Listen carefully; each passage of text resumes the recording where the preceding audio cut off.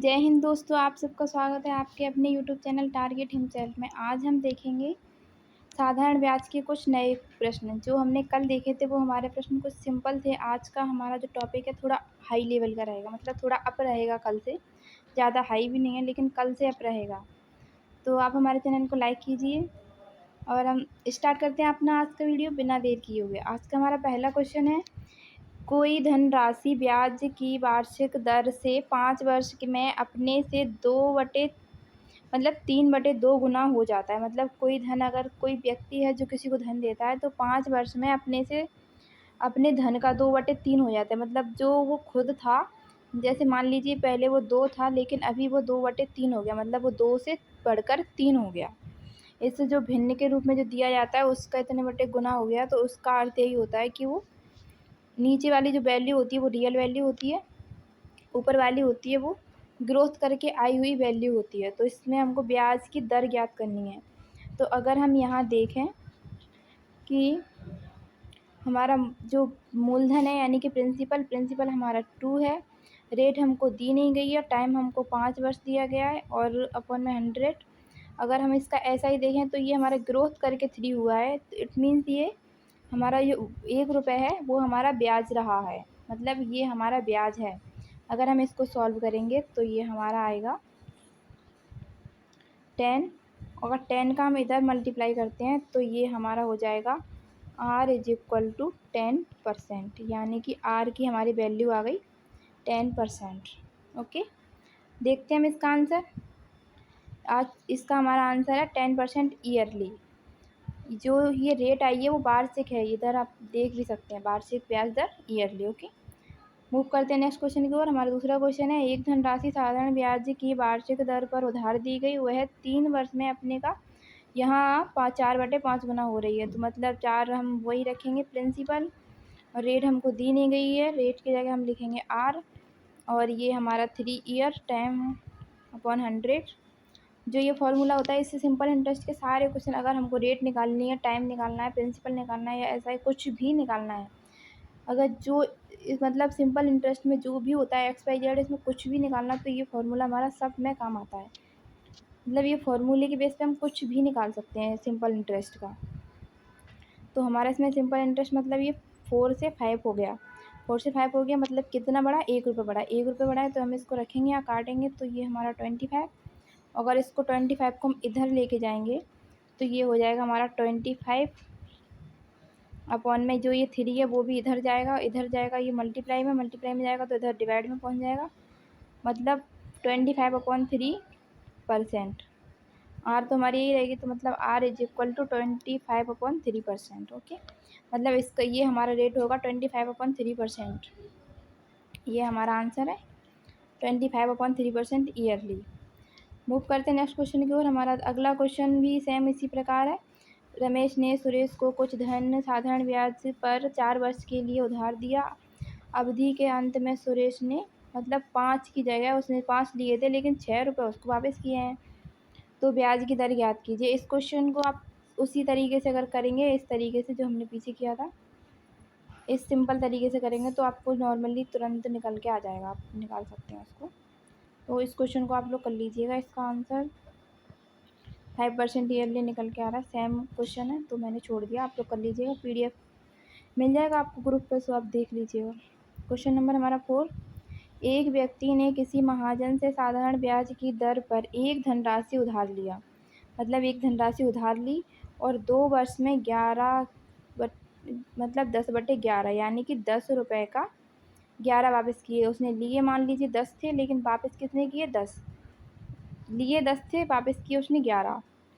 तो गुना धन महाजन को वापस किया, मतलब लिया 10 था लेकिन उसका 11 उसने वापस किया। इस लाइन का मतलब यही है। यहाँ अगर हम देखते हैं साधारण ब्याज की दर पर एक धनराशि उधार ली और इसके अंत में उसने इतने गुना वापस किया। ज्ञात कीजिए कि व्यक्ति ने ब्याज को किस दर से उधार चुकाया था।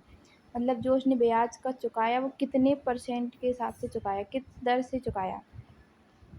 तो यहाँ हमारा मूलधन होगा 10, रेट हमें दी नहीं गई है, टाइम हमको 2 वर्ष दिया गया है, अपॉन में 100, और जो हमारा ये आएगा 1।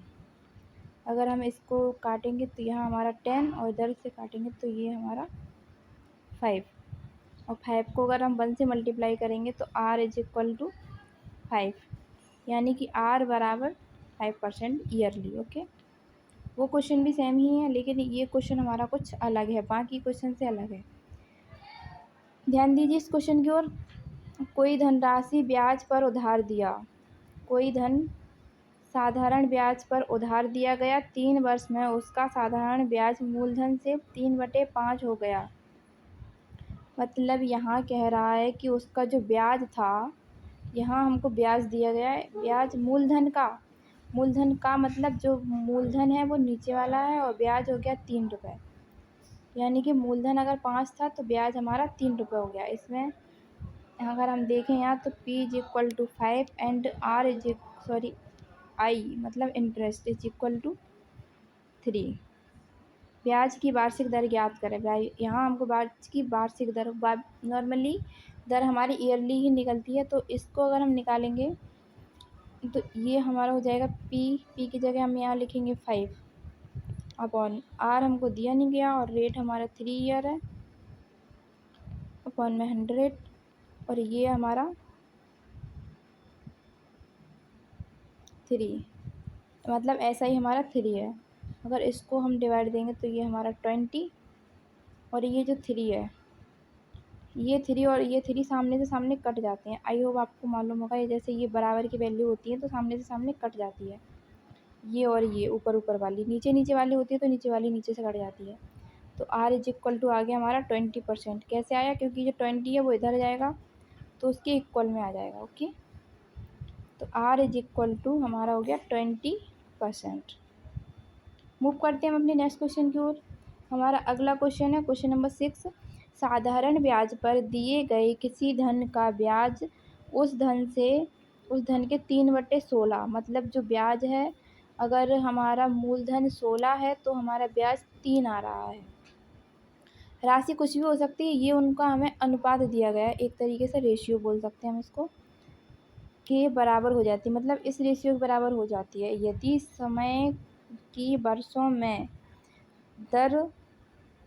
समय की वर्षों की संख्या दर की 3 गुनी के बराबर है। यानी कि हमको टाइम भी नहीं मालूम है कितना है और रेट भी नहीं मालूम है, लेकिन बस इतना बताया गया है कि रेट जो भी है अगर उस रेट में हम 3 से मल्टीप्लाई कर देंगे तो ये हमारा क्या हो जाएगा? टाइम, यानी कि टाइम बराबर 3R, और रेट तो रेट है ही। ओके, तो इस दोनों को हम आर के फॉर्म में लिखेंगे ताकि हमको क्वेश्चन सॉल्व करने में आसानी हो। तो इसको हम अगर टी को चाहें तो हम 3R लिख सकते हैं अपने फॉर्मूले में। तो हमारा फॉर्मूला होगा यही 16 अपॉन आर की जगह हम आर ही लिखेंगे इंटू 3R,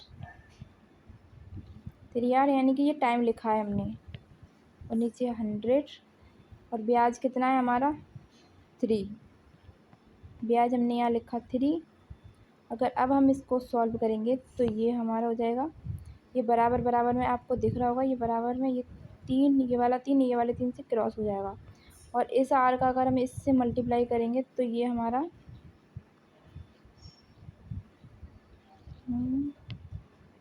अगर आर का आर से मल्टीप्लाई करेंगे तो ये हमारा हो जाएगा R²। ओके, और इन दोनों को अगर इस साइड लेके जाएंगे, जैसे इसको इधर लेके जाएंगे तो ये अपॉन में है तो ये ऊपर पहुंच जाएगा, और जो मल्टीप्लाई में है वो अपॉन में आ जाएगा। अब ये स्क्वायर को अगर हम इधर लेके जाते हैं तो वो स्क्वायर अंडर रूट में चेंज हो जाता है, स्क्वायर को इधर लेके जाएंगे तो अंडर रूट में चेंज हो जाएगा, और आर की वैल्यू इधर हमारी क्या आ जाएगी? 10/4। अगर अब हम इससे डिवाइड देंगे तो ये हमारा हो जाएगा 2.5%। रेट हमसे पूछा गया है, रेट को हम परसेंट के फॉर्म में लिखते हैं, तो ये हमारा हो जाएगा 2.5%। ओके, आई होप आपको समझ में आया होगा। देखते हैं हम अपना नेक्स्ट क्वेश्चन आज का। कोई धन साधारण ब्याज की दर पर दिया गया, 5 वर्ष के बाद उसका साधारण ब्याज उसका, यानी कि जो धन है उसका, जो हमको धन दिया नहीं गया उसका साधारण ब्याज, जिसका बोला जाता है मतलब जिसके साथ में अगर का लगाए तो समझ लीजिए वो नीचे वाले के बारे में बात की गई है, नीचे वाली वैल्यू के बारे में बात की गई है, अगर सामने हमको भिन्न दिख रही है तो यहाँ अगर हम देखें तो उसका यानी कि हमारा P मतलब मूलधन हमारा हो गया 4 और उसका साधारण ब्याज कितना, ऊपर वाला 1, I is equal to 1। Okay, तो अगर हम इस इक्वेशन को रख के अगर हम क्वेश्चन सॉल्व करेंगे तो ये हमारा 4 इंटू आर की वैल्यू हमको दी नहीं गई है, आर लिखेंगे इंटू T5 और यहाँ हमारा 100 और ये जो इधर इक्वल में आएगा 1, क्योंकि इंटरेस्ट हमारा 1 है। अगर इसको हम काटेंगे तो ये हमारा 25 और 5 से इधर काटेंगे तो ये हमारा 5 और इधर हम मल्टीप्लाई करेंगे इसका 1 में तो हमारी आर की वैल्यू क्या आ जाएगी, 5%। Okay, R is equal to 5%, इसका आंसर है हमारा 5%। देखते हैं हम नेक्स्ट क्वेश्चन, ये भी सेम इसी क्वेश्चन के बेस पर है।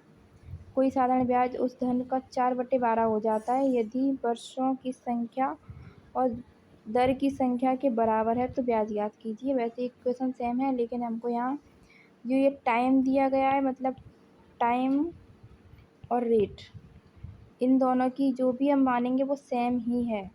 अगर ये 5% है तो ये भी 5 वर्ष है, अगर ये 10% है तो ये 10 वर्ष है, यानी कि इन दोनों की जो संख्या है वो सेम है। तो अगर हम इसको x मान लें तो r भी हमारी x है और t भी हमारी x ही रहने वाली है। तो इसी इक्वेशन के हिसाब से अगर हम यहाँ क्वेश्चन सॉल्व करेंगे तो ये हमारा p इज इक्वल टू हमारा 25 हो जाएगा, 25 इंटू एक्स का मान लेते हैं हम इसको, या r इंटू आर या t इंटू टी कुछ भी मान सकते हैं।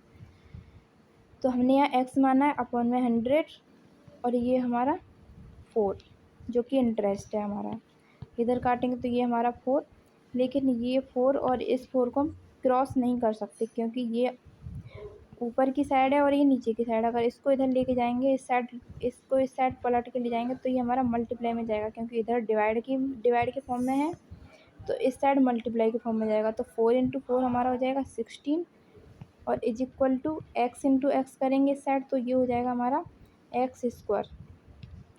तो अगर हम यहाँ देखें x², अगर स्क्वायर को हम इस साइड लेके जाते हैं तो ये अंडर रूट के फॉर्म में है, तो x की वैल्यू हमारी क्या आ जाएगी, 4। यानी कि जो हमारा ये टाइम है, जो टाइम मतलब 4 ईयर, ठीक है, और रेट भी हमारा 4%। यहाँ हमसे पूछा गया है ब्याज दर ज्ञात कीजिए, तो ये हमारा ऑब्वियसली ये 4 ही आनी है। ये देखिए इसका आंसर हमारा 4%। ओके, देखते हैं हम अपना नेक्स्ट क्वेश्चन। किसी धन के 7 वर्ष और 10 वर्ष के साधारण ब्याज का अंतर 150 है। अब अगर हम यहाँ देखें, जैसे कि किसी ने यहाँ से हमें लाइन ड्रॉ करते हैं 1 2 3 4 5 6 7, इस टाइम पे किसी ने ब्याज दिया, और 8 9 और 10 इस टाइम पे किसी ने ब्याज दिया। अब यहाँ पे जो भी ब्याज आया है, मान लीजिए x आया है, यहाँ पे मान लीजिए y आया है, तो इन दोनों के बीच का जो डिफरेंस है वो 150 है। तो इसका मतलब इस बीच में जो भी ब्याज आया है वो हमारा 150 है, क्योंकि जो यहाँ पे रहा होगा उससे जितना आगे बढ़ा है वही हमारा 150 है। तो 150 हमारा कितने वर्ष का ब्याज हुआ, 3 वर्ष का ब्याज हमारा हो गया 150। 3 वर्ष का ब्याज हमारा 150 हो गया। अगर हम 1 वर्ष का ब्याज निकाला, क्योंकि साधारण ब्याज हर साल का इक्वल ही होता है, जब चक्रवृद्धि ब्याज होता है तो ब्याज पे ब्याज लगता है तो हर साल का ब्याज चेंज होता रहता है, लेकिन ये चेंज नहीं होता है। तो ये मतलब जो भी ब्याज आया होगा 3 साल में वो सेम ही रहा होगा। तो अगर 3 साल का 150 है तो 1 साल का कितना होगा, 50। अगर 1 साल का ब्याज 50 है तो अगर हम इसको देखें, अभी आपको यहाँ तक समझ में आया होगा। इसके बाद अगर हम देखें, अगर 1 साल का ब्याज 50 है तो जो भी धनराशि है उस पर 5% निकाला गया है, यानी कि 5% बराबर हमें 50 दिया गया है, ठीक है। 5% बराबर हमारा 50 हो रहा है। तो हमको यहाँ क्या पूछा गया है, धनराशि होती है 100%। तो यहाँ अगर हम लिखेंगे 100% की वैल्यू निकालने के लिए हम 15 इंटू 100 और अपॉन में 5, क्योंकि जो 5% है उसकी वैल्यू 50 है। अगर हम इस 5 से इसमें डिवाइड देंगे तो ये हमारा 10, तो ये क्या हो जाएगा हमारा 1000, यानी कि 1000। ये हमारी धनराशि निकल के आ रही है इधर। इसका हमारा आंसर है 1000, जो कि आप देख सकते हैं। ठीक है, आई होप आपको क्वेश्चन समझ में आया होगा। और ये क्वेश्चन नंबर हमारा 10, एक धन का 4% वार्षिक ब्याज की दर से 3 वर्ष में ब्याज उसके 5 वर्ष के ब्याज, यानी कि 3 वर्ष में जो ब्याज मिलता है। ऐसे अभी हमने इक्वेशन बनाई थी 1 2 3, यहाँ 3 वर्ष में मिल रहा है वो 4 और 5 इस टाइम पे मिल रहा है। यहाँ पे जो भी मिल रहा है, यहाँ पे जो भी मिल रहा है, इन दोनों के बीच का गैप कितना है 400। 400 कितने साल का आ रहा है हमारा, ये 2 साल के लिए। तो अगर हमें 1 साल का निकालना है तो अब इसीलिए हमारा 200 आएगा निकल के। तो मतलब यहाँ अगर हम देखें 1 साल का निकालेंगे, क्योंकि ये 2 साल का दिया गया है जो हमको। 2 साल का ब्याज है हमारा 400, 1 साल का 200। अगर अब हम इसको सॉल्व करेंगे तो ये आप देखेंगे इधर 200। ओके, अब ये 200 जो हमको निकल के आ रहा है हमारे पास, वो क्या है 4% के बराबर है। 4% इज इक्वल टू 200। तो हमारा ये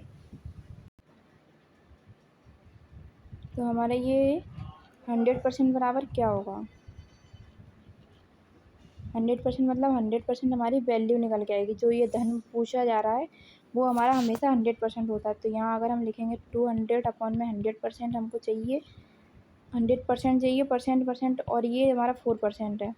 तो अगर आप सोच रहे हो कि परसेंट की अपॉन में 100 लगाया जाता है, तो ये परसेंट और इधर भी परसेंट होती है, तो परसेंट से परसेंट क्रॉस हो जाती है इधर। इसीलिए हमको 100 लगाने की, या मतलब अपॉन में या मल्टीप्लाई में 100 रखने की ज़रूरत नहीं पड़ती। अगर यहाँ हम इसको काटेंगे तो ये हमारा हो जाएगा 15, और मल्टीप्लाई करेंगे तो ये हमारा हो जाएगा 5000। यानी कि जो हमारी धनराशि है वो कितनी है 5000। ये देखिए इसका आंसर है 5000। ओके, देखते हैं हम आज का क्वेश्चन नंबर 11। एक व्यक्ति ने बराबर बराबर धन 6 वर्ष वार्षिक ब्याज 6% वार्षिक ब्याज की दर पर राम को 8 वर्ष के लिए दिया, और वही धन श्याम को 10 वर्ष के लिए दिया। धन सेम ही है, लेकिन उसने राम को 8 वर्ष के लिए दिया और श्याम को 10 वर्ष के लिए दिया। परसेंट भी सेम है। तो अगर हम यहाँ देखें 6% पर दिया गया, एक को 8 वर्ष के लिए और दूसरे को दिया गया 10 वर्ष के लिए। ठीक है, अगर हम इसको जोड़ें तो हम इसको मान सकते हैं कि हमको 18 वर्ष के लिए दिया गया होगा। अगर हम इन दोनों को अलग अलग जोड़ें तो मान सकते हैं कि ये हमें 18 वर्ष के लिए दिया गया। ठीक है, 6% के बेस पर ये कह रहे हैं कि कुल उसको ब्याज कितना मिला 2160। 2160 इसको ब्याज मिला, कितने वर्ष में मिला 18 वर्षों में। अगर अब हम इसको डिवाइड देंगे, काटेंगे तो 3 से डिवाइड देंगे, 3 7 जा 21, 3 2 जा 16, 3 6 जा 18। अगर इसको 16 से काटेंगे तो ये 20, यानी कि 120। इसका मतलब है कि इसको 1 साल में, अगर 18 साल में, ये हमने इस दोनों को जोड़ा है इसीलिए हमारा 18 साल हो रहा है, वरना सबका दोनों का अलग अलग है इसीलिए उसको हमने ऐड किया। तो 18 साल में अगर ये 2160 ब्याज दे रहा था, तो 1 साल में इसने 120 रुपये ब्याज के चुकाए होंगे। अगर इसने 1 साल में 120 रुपये ब्याज के चुकाए हैं, तो इस हिसाब से हमारा परसेंटेज कितना है 6%। 6% इज इक्वल टू 120। तो 100% बराबर कितना होगा, 100% बराबर होगा हमारा 120 इंटू 100 अपॉन में 6 से अगर हम इसको डिवाइड देंगे तो ये 20, अगर 20 का इसमें मल्टीप्लाई करेंगे तो ये हमारा हो जाएगा 2000, यानी कि 2000 रुपये। हमारी धनराशि कितनी है 2000 रुपये। यहाँ हमसे धन ज्ञात करने के लिए पूछा गया है, धनराशि हमारी आ रही है 2000 रुपये। ओके, देखते हैं आज का हम लास्ट क्वेश्चन अपना। किसी धन के 6% वार्षिक ब्याज की दर से 3 वर्ष के लिए दिया गया, और वही धन 6 वर्ष के लिए दिया गया, और उसको मिल रहे हैं भाई 270 रुपये। यानी कि अगर उसी हिसाब से हम इसको जोड़ें, अगर दोनों अलग अलग दिए जाते हैं तो हम इन दोनों को ऐड कर देते हैं, तो ये हमारा हो जाएगा 9। मतलब मान लीजिए कि इसको 9 वर्ष के लिए इसने दिया, अगर अगर ये एक-एक करके व्यक्ति दोनों को देता तो पहले 3 वर्ष इसको लिए देता, फिर अगले 6 वर्ष इसके लिए इसको देता। अलग-अलग देता तो टोटल 9 वर्ष हो जाती हैं, लेकिन ये 270 हो रहा है और 9 वर्षों में भाई ये कमा रहा है, तो इसको डिवाइड देंगे तो ये हमारा हो जाएगा 30। यानी कि 1 साल में इसको 30 रुपये ब्याज के मिल रहे हैं और 30 रुपये किसके बराबर हैं? 6% के बराबर। अगर 30 रुपये 6% के बराबर है तो 100% के बराबर हमारा क्या होगा? जो 100% के बराबर होगा वही हमारा आंसर होगा। अगर यहाँ हम लिखें 6% बराबर 30 और 100% बराबर क्या होगा? तो 30 इंटू 100 अपॉन में 100, 100 से 100 नहीं, अपॉन में हमारा 6 आएगा, ये 6। अगर इसको डिवाइड देंगे तो ये हमारा 5 आएगा और ये 2 0, मतलब 500 रुपये। इसका हमारा आंसर आएगा 500 रुपये। उसने कितना धन दिया है? एक व्यक्ति को उसने 500 दिया है, दूसरे को भी 500 दिया है, 6 वर्ष के लिए इसको दिया है, 6 के लिए इसको दिया है, दोनों से कुल मिलाकर उसको ब्याज मिल रहा है 270 रुपये। आई होप आपको हमारा लेक्चर समझ में आया होगा। अगर आपको हमारा लेक्चर समझ में आया, पसंद आया है तो हमारे चैनल को लाइक कीजिए, शेयर कीजिए, सब्सक्राइब करना बिल्कुल ना भूलें और सब्सक्राइब करने के बाद ये बेल आइकन को ज़रूर प्रेस करें। ठीक, वीडियो देखने के लिए आप सबका बहुत बहुत धन्यवाद। Thanks for watching. जय हिंद, जय भारत।